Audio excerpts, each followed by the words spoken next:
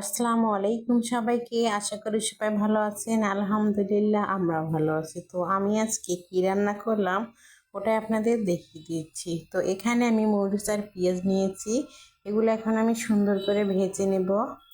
ভেজে নেওয়ার পরেই বাকি কি দেব ওটা আপনাদের দেখিয়ে দেব।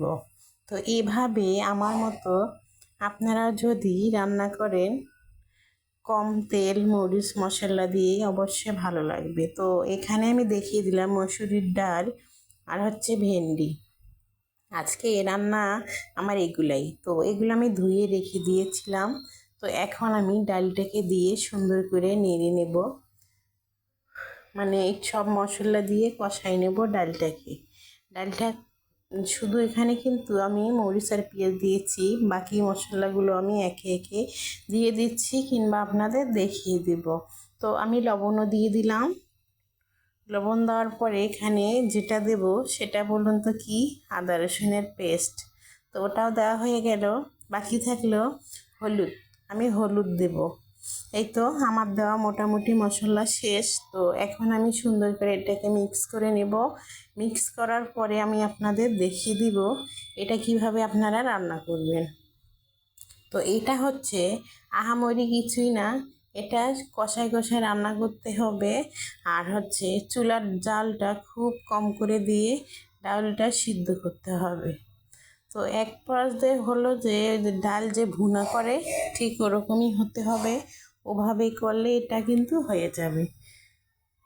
তো এখন তো ভেন্ডির সিজন, কারণ গরমের সময় ভেন্ডি পাওয়া যায় বাজারে, আর দামও ঠিকঠাক মতোই পাওয়া যায়, যেমন 50, 40, 60 এর ভিতরে পাওয়া যায়। যখন নতুন বার হয় তখন তো অনেক দাম থাকে। তো এখন একটু দাম কমছে, যার কারণে আমাদের মতো মধ্যবিত্ত ফ্যামিলির মানুষরা খেতে পারতেছে।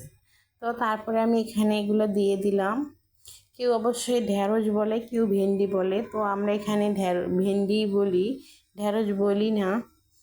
তো দুটোই মাঝে মাঝে ব্যবহার করা হয়, কারণ আমরা তো শহরে থাকি, ভাড়া থাকি। তো অনেক দেশের মানুষ একসঙ্গে থাকে, তাই অনেক মানুষই অনেক ধরনের কথা বলে।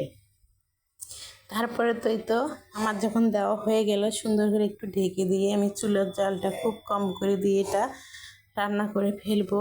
বেশি জোরে দিলে কিন্তু পানি শুকিয়ে যাবে, কিন্তু একটাও সিদ্ধ হবে না। যার কারণে আমি চুলার জালটা কম দিয়ে রান্না করতেছি। তো দেখুন ডালটা কিন্তু আর একটু আমার ফুটবে, এখনও সুন্দর করে ফুটে নাই। আর এই ভেন্ডিটাও আরও সিদ্ধ হবে, এখনও হয়নি। তো আমি চুলার জালটা কম করে দিয়ে দিয়ে রান্না করতেছি। এভাবে রান্না করলে অবশ্যই সিদ্ধ হবে দুইটো জিনিসই। তো এই তো দেখুন আমার কিন্তু মোটামুটি সিদ্ধ হয়ে গেছে। তো আরও কিছুক্ষণ আমি সিদ্ধ করে নেব।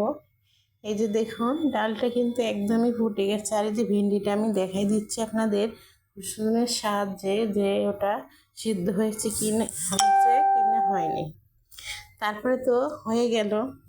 এখন আমি একটু ঢেকে দেব, কিন্তু ঢেকে দেওয়ার আগে একটু মশলা দিয়ে দিচ্ছি।